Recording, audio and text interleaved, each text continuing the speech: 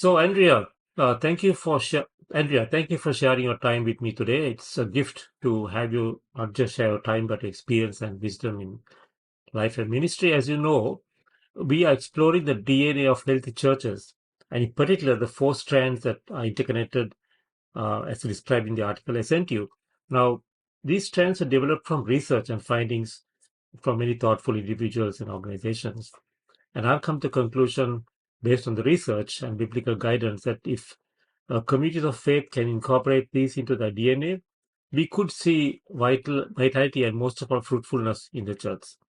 Um, Knowing that these trends are interconnected and will not be effective on their own, I, however, want to drill down deeper into some very specific areas of each trend to explore how and what is needed to help congregations uh, be vital. So, may I ask you to introduce yourself and maybe talk a little bit about life and ministry at and through Hillhurst, just to give our listeners an idea of what that looks like, an overview, as it were, and then I'll ask you some more specific questions. That's okay. Yeah. Yeah, thank you so much, Chris. I'm so glad to be in conversation with you. I so enjoyed the first conversation that we had a few weeks back. So my name is Reverend Andria Irwin. I'm an ordained minister in the United Church of Canada, and I'm currently serving as the associate minister alongside Reverend John Pentland at Hillhurst United Church in Calgary, Alberta, on the land of the Treaty 7 people. And I've been here in this position and in this city, in fact, for just a little over a year. So this role in congregational ministry is actually quite new to me. I came to Hillhurst by way of working very specifically as a digital ministry consultant for the Pacific Mountain region. And I offered workshops and resources for churches who wanted to more authentically step into the digital space. And I did this from 2018 through to the end of 2021. So that ministry really saw a lot of changes. It began before the pandemic, asking questions that then everyone during COVID started asking. And I fell in love with this ever changing ministry landscape and the challenges of it. And because of this, that's really what drew me to this call at Hillhurst, where I am right now. This is a traditionally has been a community that has been one to try and try again really faithfully. We see ourselves here at Hillhurst this year with a brand new congregation. We just opened our doors for the first time the week last Palm Sunday was our first in-person worship since COVID, and so we're actively trying to figure out who we are as a community of faith again, because we're so different than we were Mm. 4 years ago. What does hybrid look like for us? That's the question that a lot of communities are asking. But really, who are we? We see ourselves with a brand new congregation. We have a large number of young adults walking through our doors, looking to kind of reconstruct their faith that has either fallen apart or they've the hype word deconstructed over the past few years. So a lot of different and new pieces for us as we've regathered, and that's really kind of the environment, this ever changing environment that I have found myself leading from within lately. Mm. Great. Thank you so much. So yeah, just to get on with the most specific questions for this time together, Andrea, I'd like to get your wisdom and reflections on strand number one, which is the hopeful, adaptive, willingness to risk, experiment, learn, innovate, curious, all of those lovely adjectives. Uh, Knowing, of course, that this strand doesn't survive independently, but is closely entwined with the other three strands. Now, of the four strands, the middle ones being inward directed and outward focused, this strand is what I prefer to call the organizational support strand that helps communities of faith live out Jesus' command to love God and love neighbor. And by providing a culture of hopefulness and vision about what can be, a sort of kingdom vision, as it were. Our God is a God of hope, we say, and we know. And so, as people of God, I think we too should be a people of hope. So, let me ask you, how does your leadership and membership keep hope alive? I mean, how do you keep looking to the future and in spite of all that's happened in the past, how do you keep it alive? Yeah. I think this is such a beautiful question and conversation. So thank you. The one thing that I learned very quickly in this community of faith is that the people who attend this community, especially on Sundays, are part of a culture of real, REAL. This is a community that values personal stories, they value testimony. They're not afraid to share their raw and honest experiences of God working in and through the world. And they are not afraid to share their doubts or the places where they sense God's absence. And this was a terrifying and liberating call as a leader because I discovered almost immediately just how much vulnerability plays into the work of hope. I had to be willing to stand up in my own leadership capacity and say, you know, this is where I messed up this week, and this is where I've seen God working through it or working for me in spite of it. And it was really a culture shock of grace coming here and learning to lead from within those expectations. And I'm so grateful. I think that through through our vulnerability with one another, both from the pews and from the pulpit, hope is kept alive because we get a really different perspective. When one of us is fumbling in the darkness, someone else has the opportunity to point out the light for us. And that's a call that's placed on everyone in the community, not just the leaders, not just the lay leaders. We are a community, everyone who walks through our doors who has really covenanted to walk this journey together. And on our I think on our very worst of days, when it feels like there's nothing else, there is always hope in the fact that we are doing this together. So I'm hearing, thank you. I'm hearing authentic community. Is that Mhm. kind of sum it up? So tell me a little bit more about the community. I mean, who makes it up? What are like numbers? I mean, of course, numbers. Everybody talks about numbers, but not in a way that measures, but in a way that describes who's they are generationally, diversity. Give me a kind of Yeah. snapshot, if you don't mind, please. Yeah, it's a really interesting community of faith because of that. We have a banner out front that we fly in front of our community that says, "Whoever you are, wherever you're at, join us on the journey." Mm, And what's really interesting is that despite the background of all the individuals who are here, and I'll give you a snapshot of that in a second, despite wherever people have come from. And despite being one of the most progressive United churches I've encountered, we are extremely evangelical in our way of being in the world. And I think this is directly related to our vulnerability with one another. We really show up whoever we are and as we are on those days. And because we're really open and honest in those conversations, the thing that I have found comfort in, and the thing that a lot of the people have found comfort in here in this community is not often having to ask the question, does Jesus mean me? Like, could Jesus really love me? Because of the diversity in our pews, the diversity of belief, the diversity of experience, the diversity of language, the diversity of age, because of all of this, we feel very much like we are part of a kind of worldwide communion. I would say that our community has, if we were to look at it in chunks, we're one third either ex-evangelical or ex-Catholic practitioners of the faith, people who have moved on for various different reasons from those traditions they've grown up in. A third of our population is United Church, born and bred, Cradle Church, United Church Christians. And then a third of our congregation is what I would call unchurched. So these are your atheists, these are your agnostics, and these are your spiritual but not religious folks. And I would say our average age is still that midline. I'd say 50, but we're seeing a huge number of single young adults come to church after kind of their own exploration that they've had since COVID. I think the pandemic really encouraged a lot of question asking for people.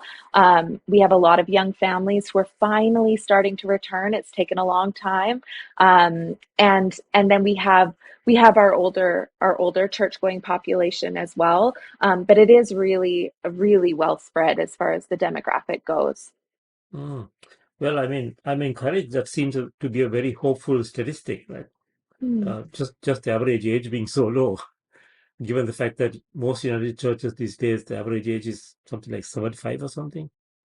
Well, and I think one of the things that contributes to that for us is Hillhurst is not a generational church. So a lot of churches, especially in more rural areas, you see, I go here because my parents came here, because my Mm, grandparents came here, and my great grandpa was baptized here. mm, That's not the case here. We are a downtown church, so we're in a more transient neighborhood.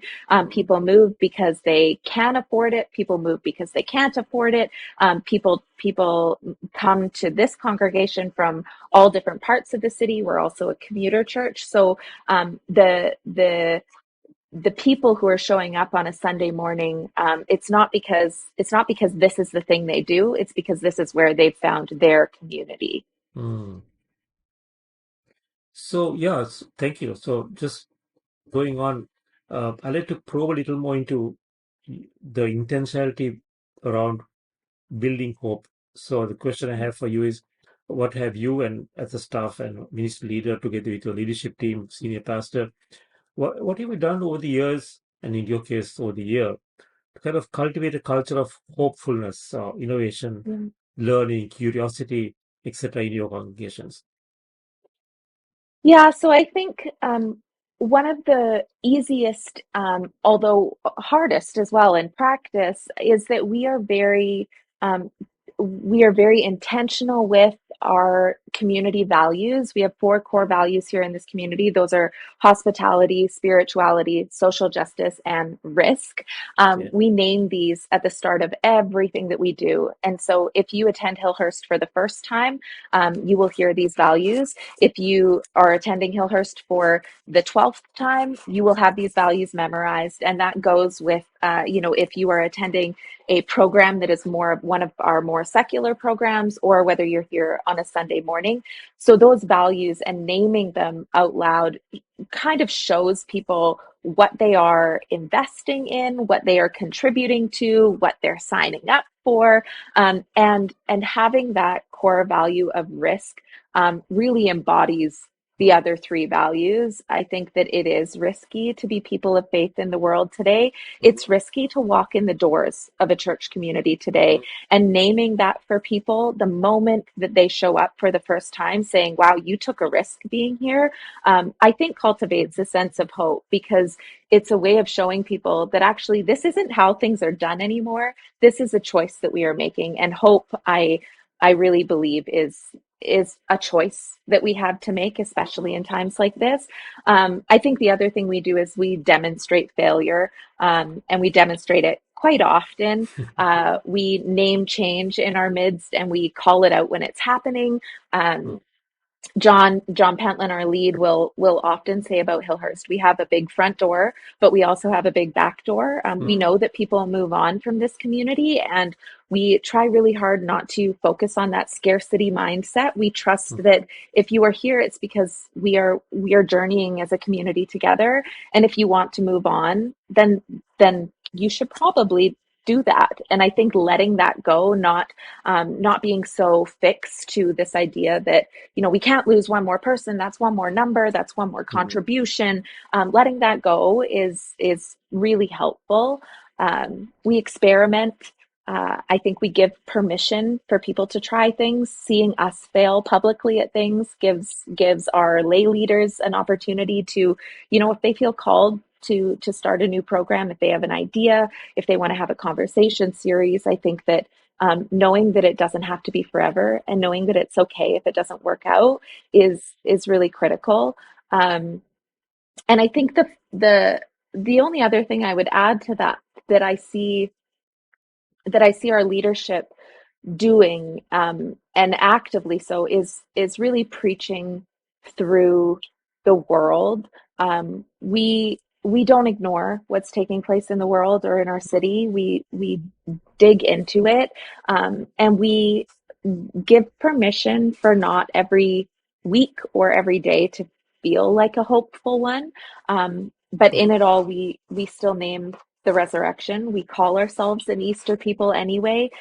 We point to the history of the church. We use our these amazing ancient stories and poems and songs and prayers and laws to shed light on the fact that we have always been here before. The circumstances of our unhopefulness are not new circumstances as followers of Jesus. This is our story, and by drawing people back to that and pointing to the things that are really happening in our outside world, and then pointing to the scripture and saying like we're not alone here. I think is one of the ways that we've managed to cultivate a community of hope. That's good. I heard two terms that kind of piqued my interest. One was experiment and risk. Mm-hmm. And I think those are both uh, the other side of innovation and curiosity, right? When you innovate, when you take a risk, and Absolutely. though you might not fail, you will learn something. It has a chance to go south. And Yeah, and I think that's one of the reasons why I feel it's so important for communities to name out loud that this is something they're endeavoring to value yes, or that they do value, because so often these conversations around risk um, result in conversations around resources, and those are very, very, very real conversations in especially mainline denominations. But there are so many creative options, and there are so many people willing to contribute, whether it's financially or in terms of other resources, that to have that be the first conversation that comes up when a new idea or a new nudging has presented itself, I think can really quickly dampen that fire. yeah. When you give people the permission to risk, it ties into the being authentic part of it as well, right? So because they can actually come with their real selves and take a risk, knowing that even if they quote unquote fail, they've not really failed. They've all learned something from it, and they don't feel like they have let anybody down or let themselves down. That's just great, and that Okay. feeds into the whole loop of okay. So if I can risk, then I can keep hoping to do better, and yeah, excellent. Just a slight shift. Are there any principles or maxims that kind of guide your ministry efforts? And can you give me examples or anecdotes of, if so? Yeah, I think there are. I'll name one for our community and then one for myself personally. I think for our community of faith, one of the principles or the maxims that we stumbled upon kind of accidentally is what we call "I see you." Hmm. And this was a phrase that we came up with during COVID, because as we know with online ministry, it is so hard to know who's actually with you. You can remain as anonymous as you like in an online space, and so finding ways to engage with people, to extend invitations, to invite them into deeper relationship, is really, really important. And if people trust you enough to give you that information, you have to be able to respond and return with what you promised them, which is I see you and I want to be in relationship with you. And so it started in this kind of online time, but it's now become so much more than that. How can we see everyone who walks in the door on a Sunday? It's not easy. We don't recognize a lot of people that we've known from 4 years before now, but they're coming back. There's lots of new people. There's people we will see once and never see again. There's some people that only come once a month. But how do we see everyone that walks through the door? So, we have lots of different systems that we're putting in place to support this, and again, this is where experimentation comes in, because we can't guarantee all of these are going to work, but we have say hi forms online. We have QR codes on the pews that people Yeah. can click and scroll through. We have contact cards. We leave our contact information out. We have open office hours for pastoral care. We have congregational care teams. We have prayer teams. This is really a way for us to connect, not only for us in leadership in this community to connect with everyone here, but if we know who they are, we know better how to connect them with one another. We have essentially 3 different congregations. We worship in 2 different services on Sunday mornings, and we Okay. have our online community. And so connecting all 3 of these communities is something that's really important to us. And we can only do that if we know who's there. So I would say I see you is definitely one of those maxims. And then personally, I go back to kind of the core of my missional theology, which is the Great Commission and this idea that we are to go to all of the nations. And what I mean by this is we cannot expect people to just come to us. The church is such a scary place for so many. It has caused harm to so many. We have to be these people of faith out in the world. And so the first time I kind of experimented with what a lived out faith would look like as a missionary, if you will, was really in this online space. Instead of expecting that people were going to come to our church, I thought we had to bring our church to other people. I also, so online ministry is really, really important to me. You have to be online these days for people to find you. I do hear beautiful stories of people saying, oh, I walked by your doors and heard the choir singing and just had to come in. But those stories are few and far between these days. More often than not, they say, well, I found you on Google. And I think the other thing personally, from a leadership perspective, is I really utilize social media actively. I belong to a demographic where this is just something that is natural to us. It's what we do. We have a big presence there. I am a geriatric millennial, as they call me. But to show up as my Christian self in this space and to not be filled with apologetics and to not look like other Christians that people might see on the internet is really one of the ways that I embody this. It's the Parker Palmer statement to kind of let your whole life speak. And I think that that's really the core of my leadership principle is how can I be this leader, not only in this church, but everywhere else that I am as well. So thank you for sharing. And, right through as you're speaking, I'm hearing the word authenticity come out. It's there as a theme in whatever you're doing, whether it's personal or as a church. I'm hearing the word authentic. Now, you mentioned about 1/3 of your congregation is people who kind of dropped out of church or unfamiliar with church and suspicious. How do you engage with those types of people who are kind of just coming to take a look, you know, just to check things out? Yeah, it's interesting because I would say I might be making this up, Chris, so I'm That's just gonna okay. declare That's that right okay. now. That's Um, fine. but I would actually say that the majority of that group of individuals Mhm. um, are not, they're not seekers. I think that these are people who are committed to the relationship or the non-relationship that they have with the divine, and they still are choosing to come. Sure. So now, that's not the case for all of them. Some are actively seeking, but I think a lot of people are searching for a community that is willing to accept them. Not even willing, that is wanting to accept them as they are with the questions that they have, Mm, without the pressure that they will ever subscribe to, the mm, doctrine that mhm, some others may. mm. And I think that they find that permission in our pews. So that's just an interesting shift of thinking about this particular third of people who fill our pews. There are some seekers, but I think more than that, there are, the spiritual but not religious, or the Yeah, agnostic who've yeah, just found a home here. yeah, yeah. And that there's space for that too. But I think when it comes to the suspicious or the non-religious, there are a few things that we do really intentionally to make them feel safe in this space. And the first is that we let them see us before they show up. So that is in a couple of ways. Number one, we are easily findable online.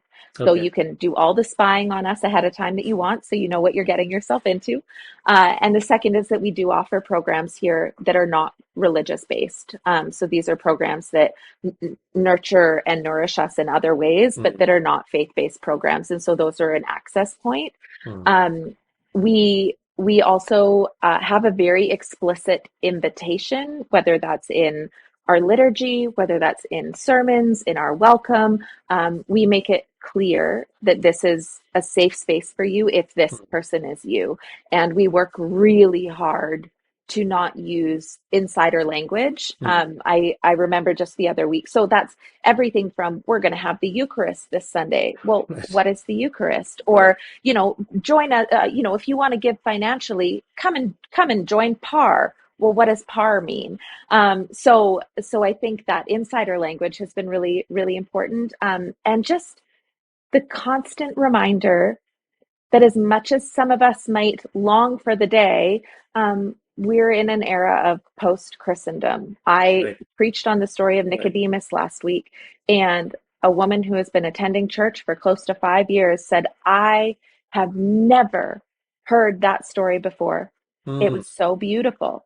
mm. And this has John 3:16 in it. Like, if you've been to a football game, you've heard this story before. And she had never heard this story before. And Wow. I find that incredible. And it is such a good reminder that the Yeah. people in the pews don't necessarily know the story. And so for us to engage with them in a way that gives them permission to enter in, is really critical. And then I think the last thing that I would say we are intentional about doing in relationship to the church suspicious or non-religious or spiritual but not religious is, I would say, we are very explicit um, about our wrongdoings as the Mm, church. So whether that is the residential school decisions we've made and the tragedies that ensued, mm, whether that are sexual abuse scandals, whether that is the current, uprising of Christian nationalism, we have to say the hard things if mm. we want to be differentiated and not. We don't say these things because we're not afraid, but we say them because there might be someone sitting there on a Sunday morning who is Right. more afraid. And Right. if we're going to hold true to whoever you are, wherever you at, join us on the journey. We need to let people know that we're in this together. And so to kind of shy away from some of the reasons that a lot of people don't come to church, we're doing ourselves a great disservice. Mm. Thanks. Going back to the whole area of risk taking and giving people permission to quote unquote fail, have there been any instances where you have actually taken a risk and uh, it has not come out the way that you intended? Or do you have any examples that might come to your mind Yeah. of things you've tried out Yeah. and So I would say all of the risks that we've taken have not turned out the way we expected, but that doesn't mean that they failed. no, it's Um, right. one example that comes to mind is pre pandemic era, Hillhurst was offered the opportunity to take on a second church building Okay. and essentially use this to create a second campus for our worshiping community. Was it part of Had some your current church or correct in addition to the current church. and was it far away geographically speaking or close by? It's an inner city church, but more in the south. So it's Okay. probably a 20-minute drive from Okay. where our current building is. Very different demographic Mm, and neighborhood and different opportunity because of that than where we currently exist. hmm And we had a lot of really beautiful plans in place for that in 2019. And those plans have essentially been Evaporated. halted as they existed before. We still have this really incredible opportunity, but we're sitting here knowing that it is not going to look anything like what we Right. thought it might 4 years ago or 3 years ago. And what might it? And so there's all the communication that goes into how do we keep the excitement and the momentum and the hope alive for this vision when we aren't sure what the vision is yet. Right. And kind of allowing the Spirit to work in that. And so that's been a huge challenge, and Mm. and it's also a massive opportunity for us. So I would say that's one example. Mhm. I want to commend this church community, because in the middle of COVID days, in 2021, Mhm. late 2020, they made the decision to call a second minister. And You. I think that and I think that, making the call for a second minister when you have no idea if your church is ever going to be the same again, what Mhm. a massive risk. And I That mean, paid I'm not off. going to say, well, I'm not going to say it paid off or not, but it is a year later and I'm still here. So Right. it's good. Yeah, that's a good thing. So those are a couple of examples, Mm. but there are every day, honestly, I feel like the win that I have at the end of the day is if I can say honestly that I risked something in my ministerial work. When we spoke earlier, previously, Andrea, you were talking about uh, how you subscribe to your kingdom vision. And I think kingdom vision and hope and all those things go together. Can you just explain a little more about what that is, what that means to you, what it looks like to you? Because we connect around that, right? And I share the same kingdom vision too. What does that mean? Yeah, so I say kind of facetiously. So if you're joining us from the United Church of Canada, just plug your ears, la la la. But I honestly think that in a way, my job is to do myself out of a job. Mhm. Equipping the saints is something I am deeply passionate about, and I know that the church will very likely look extremely different in 5 years, 20 years, 100 years than it does right now. And it may very well be that that church is the groups of individuals that meet in small groups, that meet in house churches, that are offering ministries on the street. I think that Absolutely. the church will look different, and we as leaders um, have to help equip people to do this work on their own, not because spiritual authorities, in quotation marks, aren't necessary, but because they might not be the reality in the same way that they are today in terms of the positions and the call and the full-time jobs and the half-time jobs. Mhm. So to really equip people with a variety of spiritual practices, with what it means to be in relationship with one another, with what it means to be a follower of Jesus in a world that is so countercultural to the ways of Jesus. I think it's emboldening one another, especially in these days where we're still trying to figure out what it means to be people with one another. Someone sniffs or coughs and we, Yes. you know, we we run and hide under We a get a rock for mask the up. next week. Yes. That's exactly right. And so how can we encourage authentic, there's that word again, authentic Mm. relationships, when we're actually afraid to be with one another? And so I think a kingdom vision in a sense for me is that people don't need the four walls to be the church in the world. They are there with one another, and they are carrying and shepherding these stories and these lived resurrection moments because they are all around us. I think that having the boldness to speak those testimonies is really what we're trying to encourage, and that looks like so many different things. I mean, we see in our church community, the number of small ministries that are just flourishing. These have nothing to do with Sunday mornings. They're Mm. happening every other day of the week. And these are our, our affirming ministries, our elderhood ministry, our climate ministry, our right relations ministry, our spiritual formation ministry. We have, Wow. contemplative groups that meet and online groups that meet. And I think that we are so excited as a community to invite people to come and see, but we're also not afraid to offer ourselves to one another. And it is so expansive. It's that outward focus that some of your other DNA Yeah. strands look at. Um, Yes. the hope is kind of the spark that ignites it all, but like the work is in actually keeping the flame up once it's there. Mm. And that's what I see. That's what I see the people of the kingdom doing. Beautifully said. So I want to dig a little deeper, if you don't mind.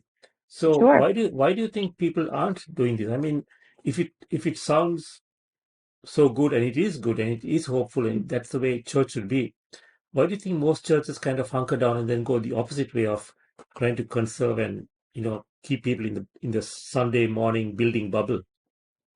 Yeah. Any thoughts? I mean, I I think I think a lot of it is fear, but I Fear? don't mean that in a condescending way, No, because no. there's a lot of fear in So, the so work if I of can, every church I've witnessed. if I can stop you there, so fear is juxtaposed to hope, right? Yes, Yeah. and it's what you're feeding, right? Hmm. And so I think, again, there are very real issues, and I am blessed to be in a congregation who is not struggling in the same way as others with the resources. And so I don't want to belittle Hmm. belittle this as an issue, but I do think that the scarcity versus abundance mindset when it comes to our communities Hmm. is doing us a huge disservice. There are a plethora of grants available. There are numerous ways to look outside the box, and I think to stop dreaming before we've ever dreamed the dream because we're afraid we can't Right. afford it, Right. is not um, it's not the faithful way to go. I mean, I want us to pray like we believe our prayers are doing something. So it's like you And died like before you died. that's right. That's right. And so I really do think it's just the shift of focus on fear, and we have unintentionally created a culture of fear in Hmm. so many different ways. And the only way I have been able to liberate myself from that I have witnessed this community of faith do that long before I was here, is by stepping deeper into that fear and allowing it to feel uncomfortable and saying, so what if I'm afraid, and doing what's next anyway. So almost like you replace fear with love. Mm. Yeah. Well, I think that's exactly right. And we know that it's love because we're in it together. Right. I think that when you approach fear as a community, um, there is there is that abundant outpouring, and the cup is filled, and that's what we're trying to cultivate, is how do we do this together, even when. Right. Because fear and love are both very strong drivers of behavior, right? Hmm. And so if fear is your driver, then you naturally go down a certain path. And if love is your driver, you'll take another path. And Yeah, that's the path that makes and it's complicated because, of course, they're both present at the same time. We don't love without go fear. figure. I mean that, Yeah. right? But you love with risk, right? Yes, Yeah. yes. Loving Well, and with that's the risk. shift. Yeah. That's the shift. So how do you choose to risk anyway? Hmm. I mean, when I look at the life of Jesus, he was always risking something Hmm. when he loved. I mean, look at the encounter with the Samaritan woman at the well. That was a risk he took, huge one. Yeah. But love always involves it. I like how this whole thing has come together and landed on risk and love and hope. So here's another question, and maybe the last one. But as pastors are hearing you and about Hmm. this discussion, and they're wondering, oh well, I'm a pastor of a small church. out, in the rural parts of Canada. But I'm really interested in trying to experiment with new ways of doing things. I mean, I want hope to become a calling card for me. I want our congregation to get curious and innovative. What kind of advice, uh, encouragement would you give such a pastor who's seriously looking, who's sincerely looking at you know encouraging a culture of hope and curiosity and risk and innovation and all of that? Mm. So a couple of the really practical things Yes. that I would suggest, because I'm a practical person, is so one thing that our congregation participated in, or our board participated in, was Susan Beaumont did a year-long program for church leadership boards called From Decision to Discernment. And it's really based on her work, How to Lead When You Don't Know Where You're Going, which is a great book and resource that I recommend to everyone in leadership right now. But really, this shift from there's a challenge, whether it's adaptive or otherwise, and we need to make a decision around it. Shifting from that to there's a challenge, and we can sit here in the uncomfortableness of it and Mm, discern what is next. So instead of reacting, we mm, can respond to something. So what does it mean to actually sit and listen for the Spirit, to watch for where God is already working, to watch where there are signs of new life and hopefulness in this place, instead of feeling like we immediately need to make a decision. And so that what was helpful about that work is that it was something that happened in conjunction with the board. And I do think that, especially in a small community, it's really important that the pastor, the minister, the leader of that community is supported by the decision-making mm, body of that community. mm. So having those conversations first, feeling like, you're not swimming upstream by yourself, like you need a support system too. And so if it can't be your board, is it a group of colleagues? But to know that you are held in your own vision of a flourishing community is really important. The second practical thing would be collaboration. I find so much joy and hope and encouragement and excitement in hearing what other congregations are doing. Mm. And, I know that it feels, when things are tight, like we are in competition with one another, but we are not in competition with one another. We are all working for the same For the purpose. kingdom, right? Exactly. And so, with that in mind, who is doing work that excites you in the community? Who is doing that faithful work out in the city? And where can you get involved with it already? Because sometimes all it takes for people uh, to say, "Hooray! Yes, I'm on board," is to see that critical mass, or to see it already happening well. A little bit of just fresh wind. So those would be the two practical things, and then. I think my pastoral perspective would be, tell people that you are just as uncomfortable or Mm, just as afraid as they mm, are. Take more risks than you are comfortable with, mm. so that you then have an opportunity to show people how you recover with grace, and how, you know, the apocalypse doesn't happen because you got the wrong camera for your Right, online ministry. right. I think that it's really crucial that we say things from the pulpit, like, I'm really afraid to take this next step because I don't know where the money is coming from. Mm. But I feel like we're called to take this next step. I think that you can trust in your prophetic voice when the church has called you to serve. Mm. And that's what my encouragement would be, is if you feel called to do something, or to do something more, or to do something different, um, take that call for what it is, which is a gift of God, and trust that not only will the people you are leading um, trust that vision, but also that there will be creative ways that you can approach it. And the worst that happens is it doesn't work, and And that's you learn okay. something. Yeah, you learn That's something. right.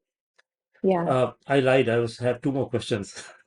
Well, I mean, one is, you mentioned Susan's book, but if there are other resources that you have produced on your own, I mean, in terms of Hillhurst, or other resource that you think might be helpful for other pastors, could you drop me a line so that I can include it on as a line on this video, please? Yeah, That's absolutely. And both John Pentland and myself have books published, good. two very different style of books, but I Please. will leave those with you. Okay. Yeah. And then the last question, I promise you, is what do you say to a pastor or a church leader who has lost hope? I mean, we began with hope. I want to end there, but what encouragement would you give as you're a young minister, into your formative years as a pastor and seeing what God is doing? Uh, what would you say?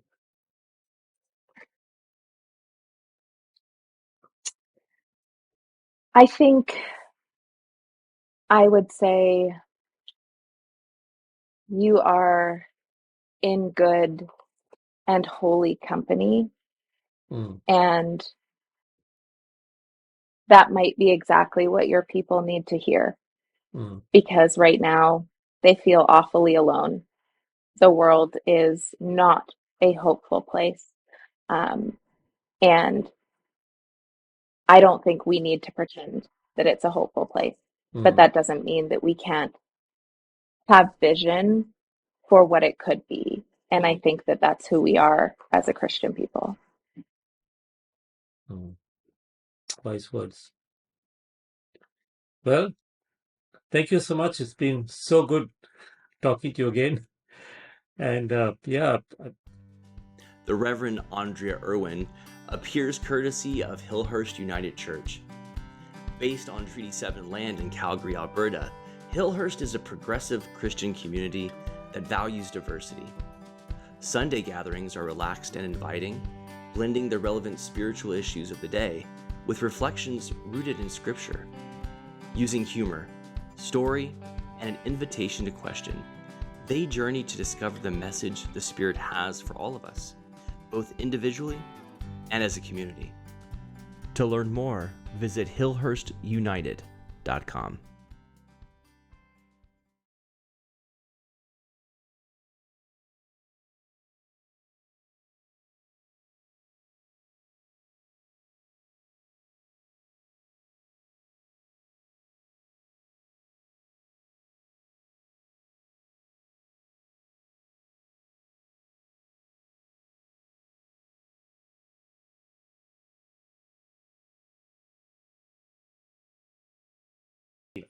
uh, thank you so much for sharing your time with us today. It's a gift to have you share not just your time, but your experience, your wisdom in life and ministry. And as you know, we are exploring the DNA of healthy churches, in particular the four strands that are interconnected and described in the link below. And now these strands were developed from research of many thoughtful leaders, and I've come to the conclusion, based on this research and biblical guidance, of course, that if communities of faith can incorporate these four strands into their life and ministry, that they could actually see vitality and grow to become healthy churches. Knowing, of course, that these strands are interconnected and can't operate on their own, I also I want to drill down deep into some specific areas of each strand to explore in detail what those strands might look like. And so today I'm going to drill down into strand number 2, which is outward focus. Um, Aware, of course, that it's closely linked with strand 3, which is inward directed. And but before I do that, I'll ask you questions. May I ask you to introduce yourself and talk a little bit about your life and ministry, Jamie? Yeah, absolutely. Chris, honored to be with you, and grateful for you and your friendship and leadership. So thanks, man. Always good to have a conversation with you. Appreciate the opportunity. I'm Jamie Holtum. I'm in ministry at North Bramalea United Church in Brampton. We are about 30 minutes northwest of Toronto, and I've been here. This is where I've been. I came as a student.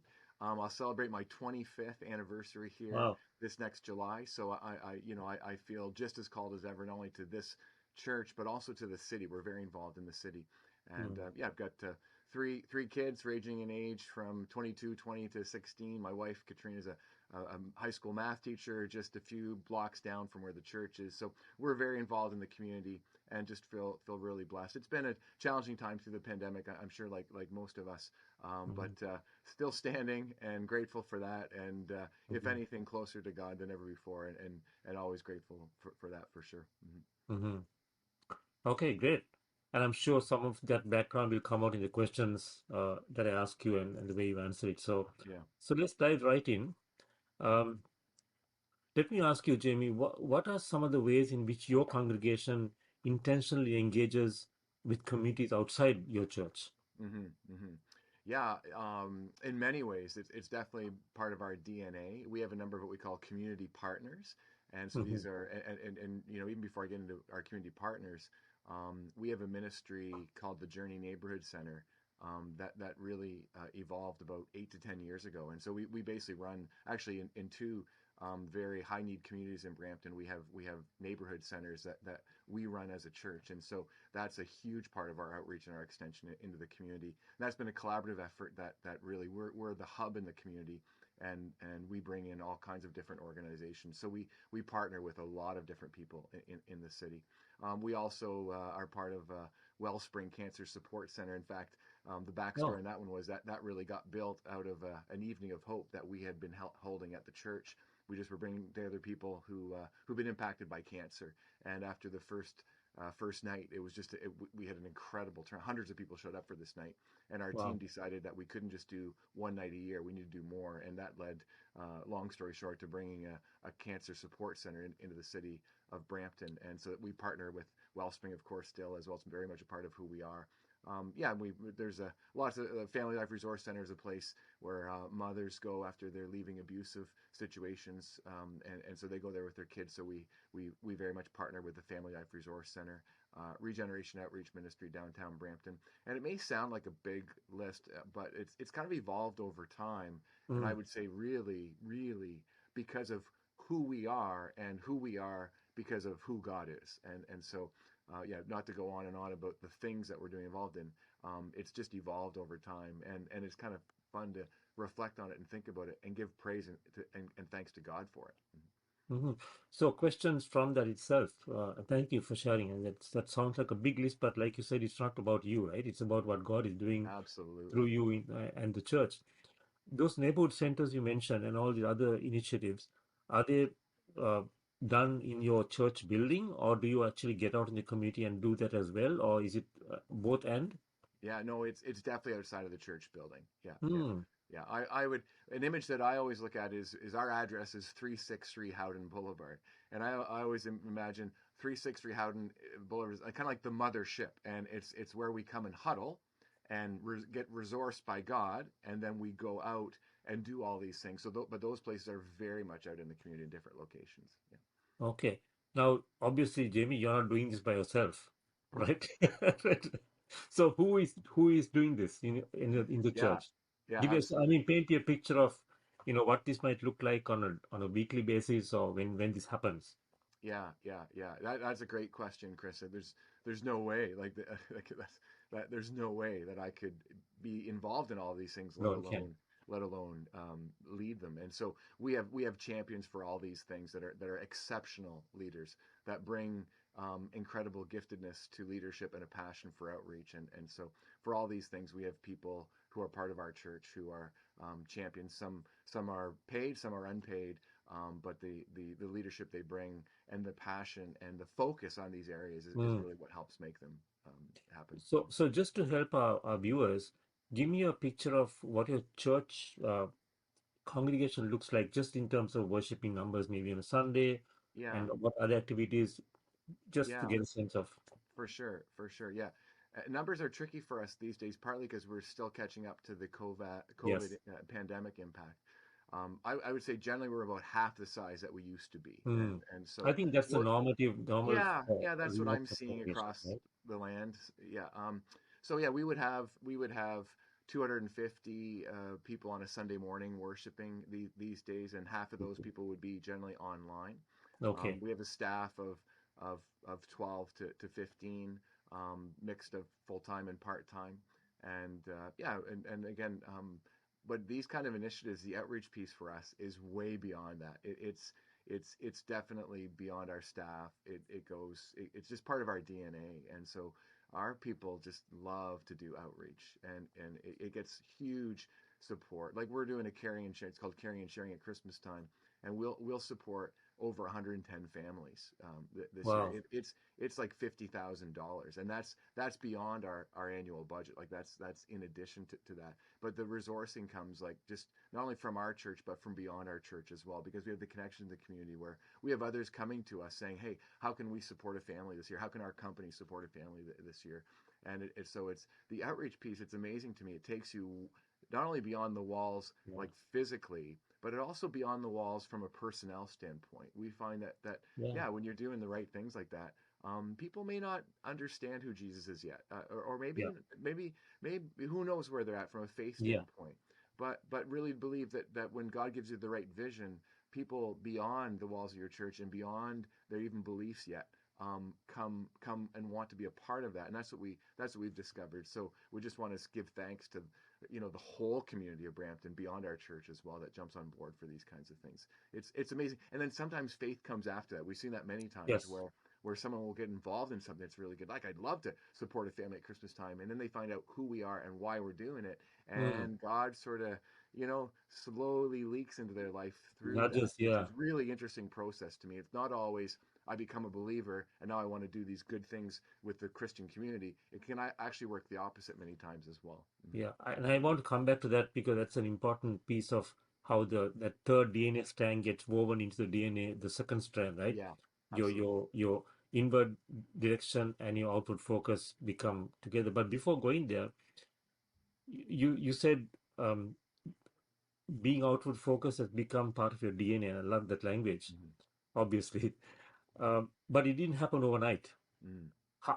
What did you and your leadership do to actually nurture a culture of outward focus in your congregation? How did that Yeah. grow? How did that come to be? And tell me a little bit more about that, Jamie. Yeah, for sure.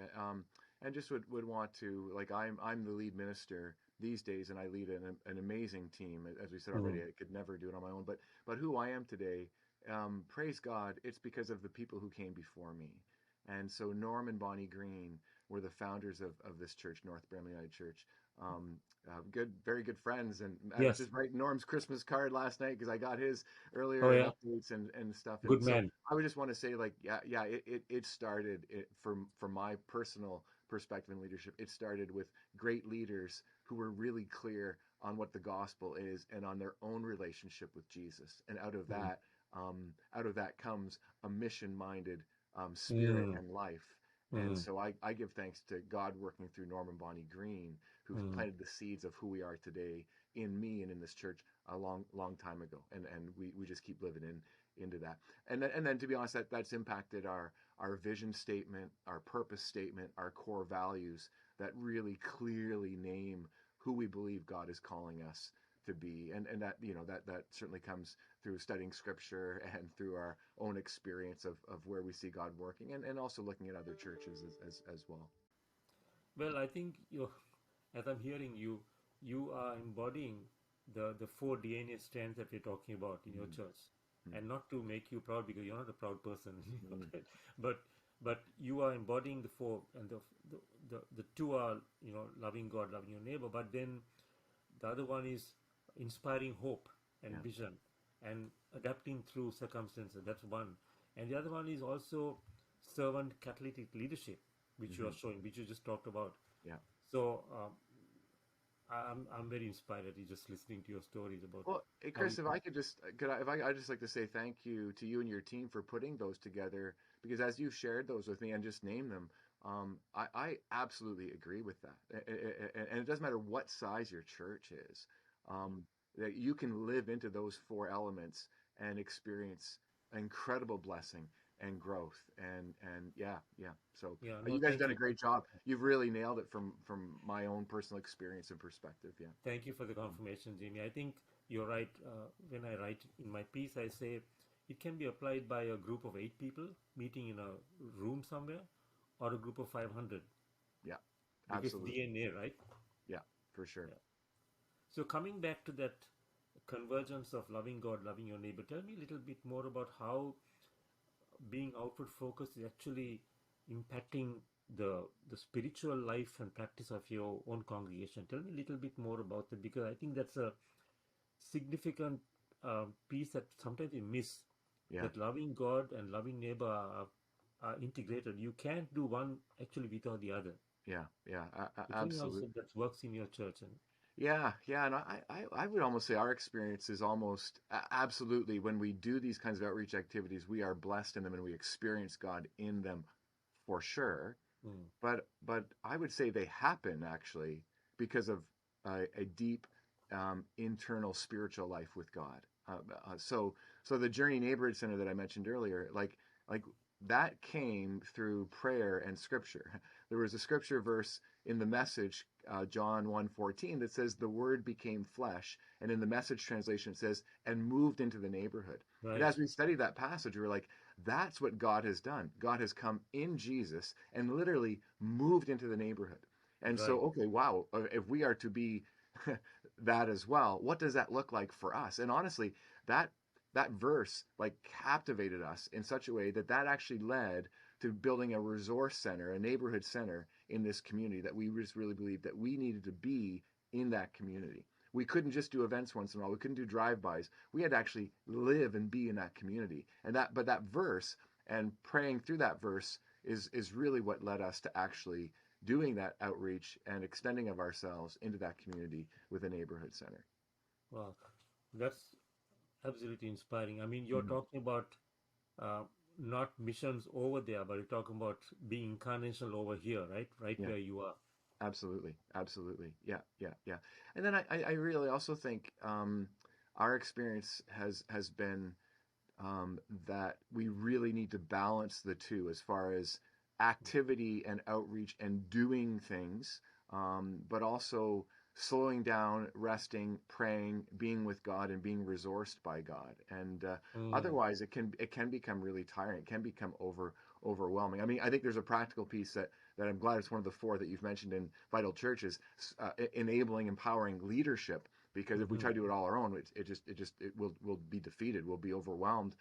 So there's that practical piece of that, but there's also a practical piece of individuals being resourced by God, filled by God, fueled by God. And so we mm. have a 24/7 prayer ministry that is very, very important to everything that we do out in the Oh, community. tell Yeah, me a and little that's bit really more. encouraging people to come together to take an hour a week to pray for the church, for the city, for beyond the city, for big issues, but to be resourced by God. And then that prayer not only leads to action, hopefully it leads to the right action, the action that God is, not just our ideas, but what are God's ideas, and we're Mm, taking some time with God to try to listen long enough to hear what that might be and then go. But also the actual resourcing. Like I know for me, prayer is an incredibly energizing activity. I can feel empty. I can feel defeated. I can feel overwhelmed. And mm, then through a time of prayer, I just come out energized and filled and moving from maybe insecurity of my own leadership, or who am I, or I don't feel good mm. enough, to all of a sudden God's like, no, like we got this, let me give you what you need to do this, and then go do it. And so prayer for us, like that really resources everything we do from an energy standpoint, but also from a clarity. Where are we supposed to be, God? How are we supposed to live into this together as a church? That's great. So I'm hearing you saying that prayer seems to be one of your spiritual principles, right? Practices Absolutely. that you practice and are very intentional about put into practice.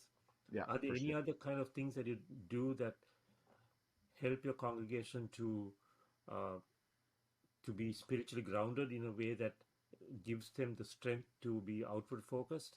Yeah, yeah, yeah, for sure. There's that individual prayer that we encourage, but we're also holding a monthly prayer and worship gathering. Mm, Again, I mentioned the 24/7 prayer movement. Would really encourage people to check that out.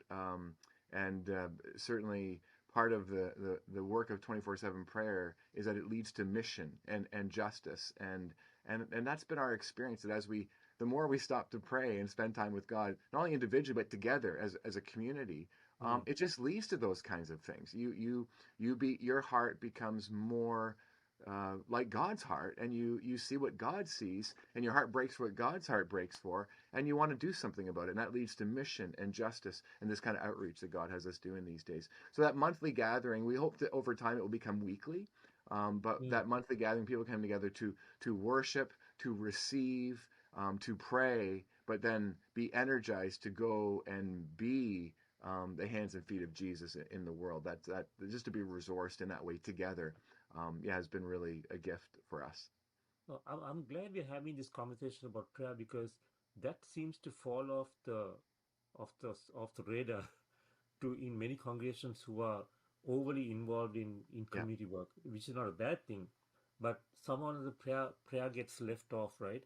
And you were talking about prayer being almost the where you get your fuel yeah, for what you absolutely. do. And I like the emphasis you place on prayer, both individually and corporately, and how it's changing our hearts more than anything else. Hmm.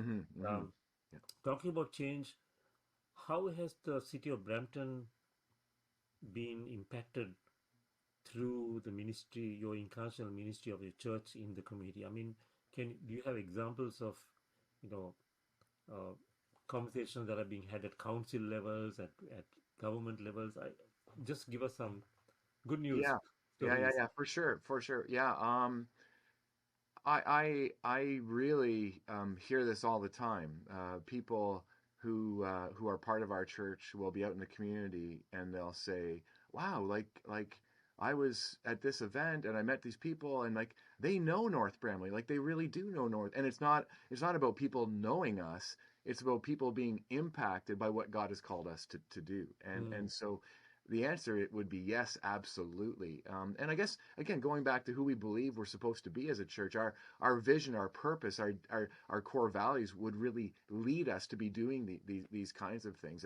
That yeah, we believe that God put a church here at 363 Howden Boulevard, not for our own sakes, but so that mm, we would be not only a light to the nations, but a light to the city. And that the city, if the city isn't different because we're here, we would say we're not being the church that God has called us to be. And so that is definitely part of our MO, our purpose and who we are. Our vision statement is imagine God, always starts with God. Imagine God building better lives, better families, a better Brampton and beyond. And so we named it with clarity. That's who we're supposed to be. How that plays out, partly I think because of our DNA, because of our involvement in the community, like we're doing big things in the city, and people see that. And as I said earlier, they even want to be a part of it. And so that's awesome. I mm. think another piece is because of the longevity that I've had at NBUC, North Bramley United Yes. Church, and the involvement in the city. You do build relationships Yes. over time. This is one of my arguments for obviously we always have to go where God has called us. But if you can stay in one place for a long period of time, you build relationships that are invaluable. And Yes. so whenever there's a new mayor and a new council, we become a part of that. Right. We have the connections and have the platform and are blessed by that. Where people want to be connected with us, but we also want to be connected with them. We want to. It doesn't matter what you believe about who should be in those positions of Right. authority. Once they're in them, our job is to support them. And scripture is pretty clear on that. And so we try to do our very best to obviously if there's something that's immoral or you gotta work around that or through that. And Mm, but ideally so we want to support our mayor, we want to support our city council. We invite them to Sundays where we'll say we just want to take some time to pray for you and appreciate you. Part of my job would be I would meet with the mayor and our counselors on a regular basis just to mm, make sure that we can. Again, it isn't, hey, what can you do for us? It really is, as servants of Jesus, we want to make our city better. How can we serve you? How can we help you? How can we support you? How can we encourage you? Because those are mm, very difficult positions to be in. And so we want to mhm. love them who are in those positions and help and serve them and work together with them. I'm also the chaplain for the Brampton Fire Department, so Nice. that's another beautiful connection that we get to have. And though I'm in that role, we always say, like, we as a church do that. Just because I happen to be the person that shows up, Right. I can only do that because of the community that I'm a part of. And Right. again, when years ago, like 10 years ago, when I was asked if I would take on this role, it's kind of a funny story. I don't know if you ever had this happen, but I was like, oh, there's no way I'm doing that. Like, I'm too busy. Like, but I'll be polite, so I'll at least have a conversation with them. And then I came away from this conversation. It's like, oh, I think I have to do this. And but here's why. Like, again, our vision statement, like this allowed me and us to live into our vision statement. Right. That we want to make Brampton a better place to be, and that's what God's called us to. And this Right. is the way that we can do that, by supporting our fire department. And the connections that have happened over the years has just been beautiful. We've got lots of firefighters that have come to the church with their families. We do outreach into the fire stations at different times over the year. So it's been this beautiful relationship. But again, it all came back to God saying, no, you got to do this, even if you don't feel like you want to right now. Yeah. Have you ever been taken in a fire truck? Yeah. It's You have? amazing. Oh, It's great. wild. I was like, guys, I'm sorry, man, but I know I'm smiling ear to ear. I can't wipe this smile off my face. And they said, don't worry, we were like that the first time too. Yeah. Good for you. But I mean, seriously, you like any other pastors in these times, especially are busy, right? You have a myriad things to attend to, including spending a whole Yeah. host of times preparing a sermon for every week. Hmm. How do you how do you do this? How do you keep that vision going and enable and facilitate your congregation to actually be outward focused Yeah. when when the easiest thing to do is to collapse inward and kind of look inside and say, how can we keep ourselves going? Yeah. Because it's an Yeah. important question, and I'll ask you again at the end about advice you might have for pastors. But how do you do this? What are some of the Yeah. That's a suggestions? great question, Chris, because generally speaking, um, more people are are asking you to do internal things than external things, That's right, right? absolutely. And so the natural rhythm would be you could get so inward focused very Yeah, quickly and be all your time spent in church meetings, caring for the people in the church. there you go. Um, so like several things for me, you got to go back to the gospel. Like that's actually not the gospel. Isn't to get a group of people together who you care for. Like and it's not that that's not important, but there's other ways to do that. And Right. so and we always use this phrase, we are blessed to be a blessing. So absolutely, let's care for one another. Let's love each other like internally. But part of the purpose of that is that so we can go and love the Mm, city and love the world and be Jesus in the world. And then what happens is then we really experience what Jesus was talking about when he said new life. mm, So I would just keep coming back to the purpose of being a leader in the church and what the church is supposed to be all about, the Christian community. But then the practical piece of you got to involve others. Like if you try to do it all yourself, you just won't have time to do those other things. And so have really tried to build a church where we recognize each other's gifts and yes, honor those and yes. live into those. And so I would say every year, every 2 years, my role keeps shifting. So how do you stay in one place for 25 years? It doesn't get boring. Like what I do today is very different from Without what I did getting when I first. crucified. Exactly. It continuously is changing and evolving. And I would say for me, getting more and more focused every year, every phase, and that's good. So we have people around the leadership of our church who do lots of things that I could never do, or if I had to do them, Mm, I could do them maybe, but I wouldn't do them very well. I wouldn't be very happy. So for example, we have a director of operations, a guy named Steve Allen, and he is amazing with numbers. He is amazing with process and systems. mm, He eats that stuff up, and the way that him and I, but also we as a whole team work together. So again, really empowering others. mm, And I just want to be really careful because I think sometimes we can so easily get, oh, well, that person has a bigger church or that person has mm, resources. right. Honestly, my experience has been that doesn't need to limit us. There are Yes, people who have incredible capacity as volunteers to do really significant things in the church. And yes. if we're sitting around um, kind of feeling sad and I get there too, man, overwhelmed, like why am I doing all this? Where's everybody else? There may be people actually sitting in the pews on Sunday mornings or beyond that as well who are saying, I wonder why he or she just doesn't ask me because I'd Right, love to do that. In fact, right, I think I could do a better job than them on that, and they probably can. So right. invite them in, let them do it. So again, that empowering of others is crucial to be able Mm. to get out into the community to serve and lead in that way as well. Yeah. Well, I'm glad you named that because that's exactly a strand four about servant heart leadership. That the role of people like you is to actually equip and empower others to do ministry, right? Hmm. To exercise their gifts, not just do all the work yourself. Because I think many pastors get caught in the trap of trying to do it all, Yeah. and then they get into this uh, downward spiraling circle of ultimately, you getting burnt out. Yeah. And the fact that you've Absolutely. been there for 25 years, and by the way, congratulations. The fact that Thank you've you. been Thank you. there, It's a it smiling at continues the to. end of 25 years means that you've discovered a principle, a biblical principle Yeah. of really empowering other people to do what God has Absolutely. ordained them to do, right? Yeah. And I think that's an important piece. Yeah. So, For sure. tell me something about the challenges that you faced in kind of growing this culture of outward focus. I'm sure there have been challenges, Oh my uh, gosh, yeah. Yeah, right? and sometimes like when you have an interview like this, it feels like it's fast forwarded. You know what I mean? And Right. so yeah, like everything I've talked about, oh my gosh. There was painful moments, there was challenge. Everyone didn't always agree. Right.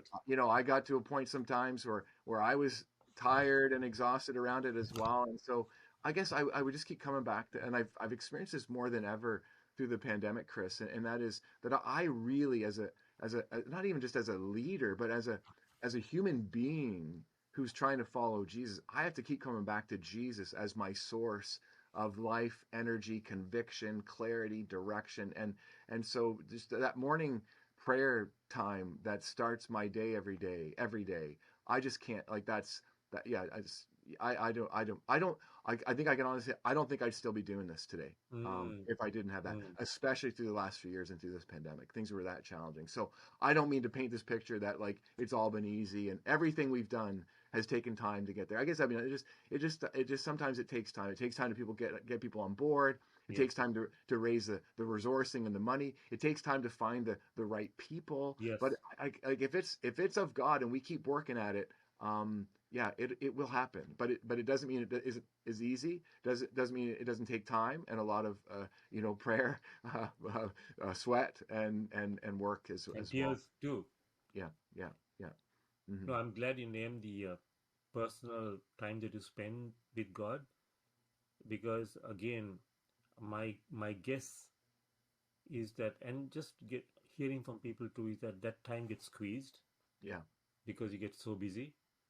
And what I'm hearing from you saying is that if you don't invest that time with God especially in the morning to begin your day, your entire day can be messed up. absolutely. Yeah, I mean, I personally, I just wouldn't be able to do this without that. Yeah. And I love Tony Campolo. He always said you can pray, any time of the day you want. And I get it. We all have different rhythms and that.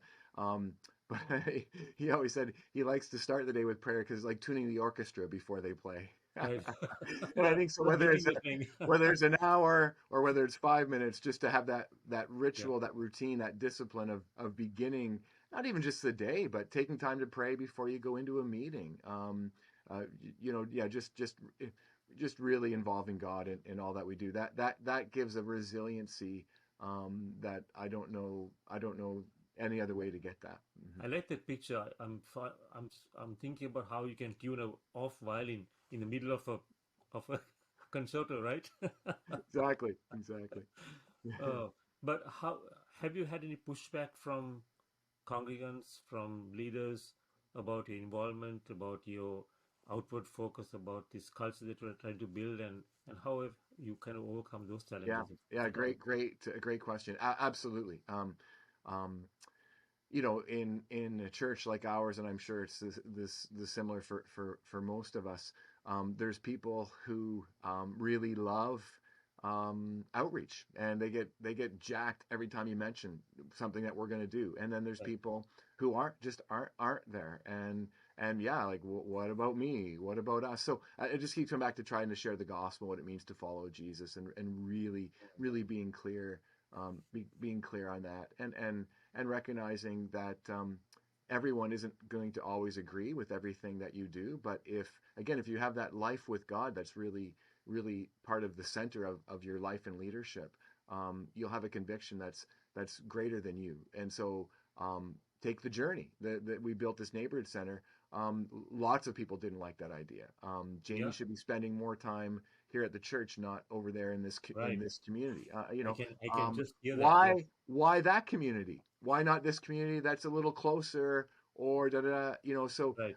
I didn't mean to be flippant about it, but it was just really, we are doing this because this is what God has led us to do, and this is where God has led us to be. We had spent that much time praying and thinking, and so again, you'll absolutely, there. I don't want to paint a picture like, hey, everybody's on board for this. It just doesn't work that way. I also feel like part of my job is to help people understand why we're doing this and how we're doing this. And that can be a hard role sometimes because not everybody agrees every time. And so we have to come to a place sometimes where even if we don't agree, we can still be aligned. And that's an important, I think, thing to keep in mind as well. And then the other thing for me is that to bring clarity. Like sometimes we want to be loving for sure, but sometimes loving is being clear with people. Like, no, Yes. this is who we are. Like, these are our core values. This is what we've been called to do. And I understand that you don't like it for this reason and that reason and that reason. And those are actually really good questions. Here's some things that we know. Here's some things we don't know. But this is what we're going to be doing.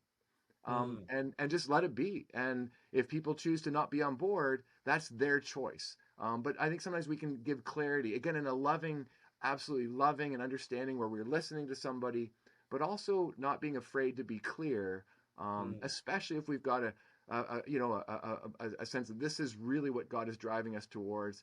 That's never just me.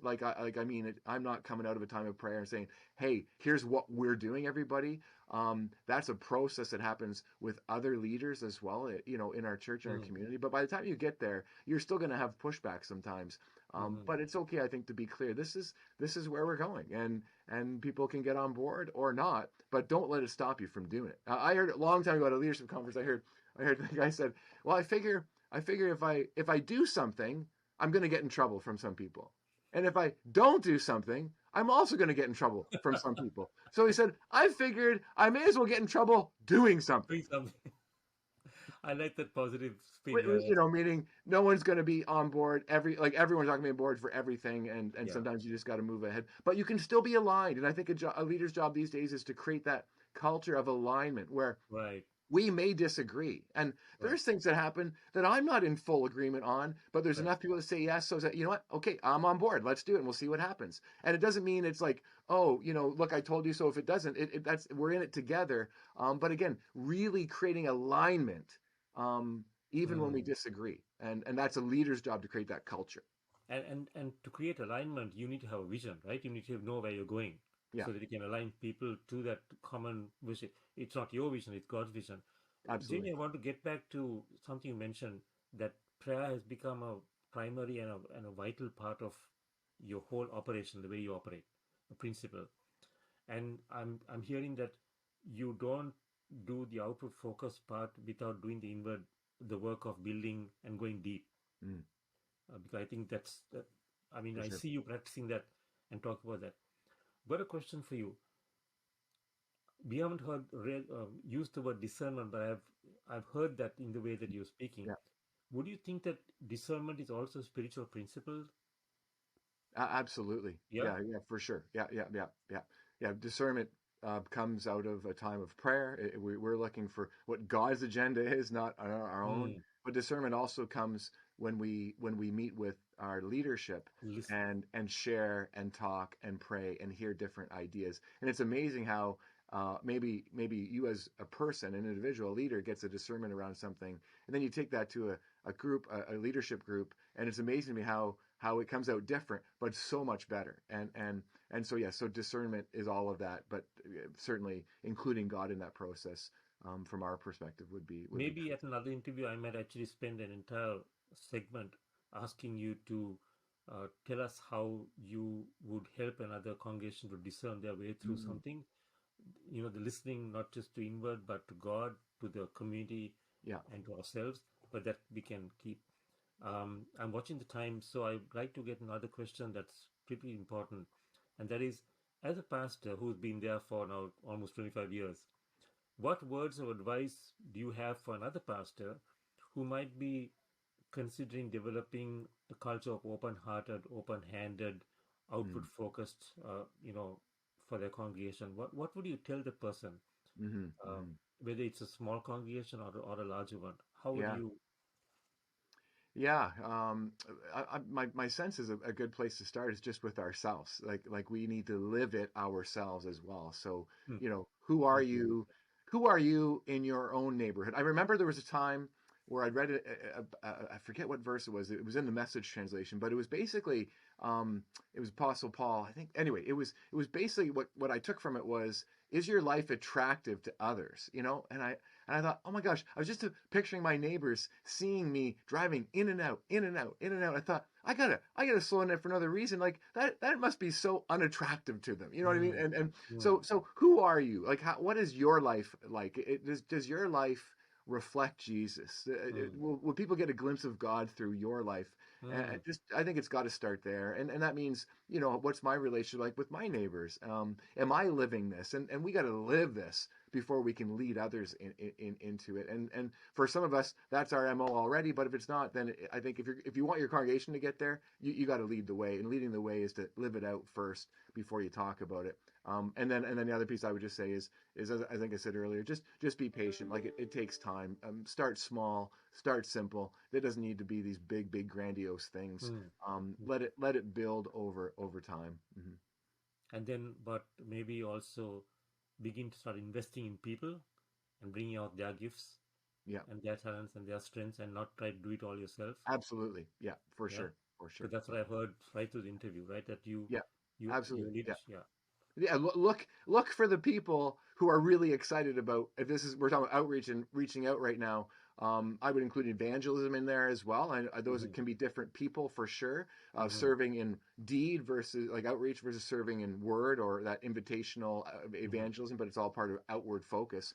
But look for those people who are excited about that and bring them together, or have a coffee with one of them and say, what do you think? And here's, just, it'll build, you won't feel like you're on your own doing it as well. Yeah. hmm. Wow, amazing. Now, final kind of couple of questions about resourcing. Are there any resources that you might have developed or that you're using that might be helpful to others who might be watching this interview and want to learn more? hmm We hmm can share that by email, but could you name a few if you do have any of Yeah, such materials? yeah, for sure. So a couple that come to mind.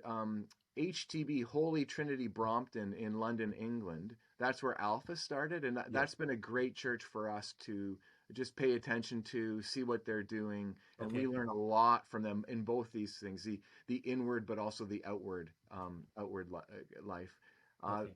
Carrie Newhoff is someone who we often Yes. read his blogs and catch his podcasts. There's some great stuff there, that he's some really practical teaching that he's giving out on a very, very regular and consistent basis.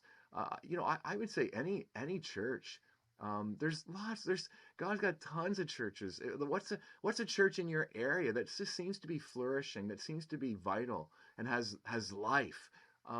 Check it out. Meet with one of their leaders and just see what's going on, like, and get connected there. And it doesn't mean we may have some different theologies. We Hmm, may have some different. We don't have to agree with everything that they do, hmm, but if there's a church that's flourishing or vital, my guess is they're in some capacity, Chris, living into those four pieces that you're talking about, and we don't have to always go across the world or across the right. country. Right. We can just go, like, just down the road and just get a sense of what's happening there. We're Hmm. always looking for churches that are maybe just a little further along than us, and what can we learn from them? And yeah. I also know that you produce your own resource like Bullseye, Yeah. helping people to um, become better disciples and followers Yeah. of Jesus. So maybe we can put those up on the Yeah, no, and maybe. actually, Chris, we just created an online course based on the Bullseye where people can use Okay. it and run it on their own. And Are so you able Debbie to share Johnson that and I, with us sometime, Jamie? yeah, we can get that to you. Yeah, yeah. And Okay. interesting with this conversation, we actually we have six, but we've added a seventh. Oh. called Outreach Justice, which is very much in mind. Yeah, when So we first put the advocacy, bullseye together, we didn't include that because we felt we were already so strong at that, to be honest. But we got some really helpful encouragement from people saying, "Hey, why isn't that included?" So okay, let's include it. So anyway, we've added a seventh piece, a marker, which is outreach justice kind of thing. So yeah, we can get that to you because nice. that's a great resource that we'd love to share with Yes, other churches. Yeah. I'd love to share. I make that available. Yeah, that's true. Oh, great. Um, well, I can go on for hours, but I won't. But no, it's been really good. And I like how, Jamie, how your congregation is embodying those four DNA strands. Mm. Uh, leadership, keeping hope alive, all those things, and the fact that you've been there for 25 years, uh, you've seen it all, unfolding, right, as you Mm-hmm. speak. And I'm so glad that you have the loving God, loving neighbor in balance. Mm-hmm. Mm-hmm. Mm-hmm. Because sometimes if you go too much of the in depth, you can become almost like monastic Yeah. in nature, or you go outward focus and you lose your groundedness. But I see that in a church, and I wish you all the best. I know these are difficult times Mm-hmm. when there are funding concerns and all sorts of things and staffing turnovers. But yeah, good. Thanks, Chris, and Thank you so really, much, and we will keep in touch. I'm sure I'll hound you again for for more I'll goodies. be glad to, and just Yeah, whoever's watching this, just really do pray for you, and God bless you and all that you got going on. As you said, Chris, it's challenging times, but it's God's church, and God will give us everything that we need. And absolutely. yeah, and so just encourage people to be look for God's creative ways to move forward these days, and know that what you do, it really, really matters. I know there's days where we all have where you wonder if it matters, but it really does, whether it's happening now or planting seeds for the future. So just would encourage everyone to keep going, and know that you're not alone. And anything, I know you feel the same, Chris. Anything that we can do to help, always in for that. But praying for you and cheering you on from afar for sure. Mhm. Thank you so much, Jamie. God bless you. Thanks, Chris. Yeah. Yeah.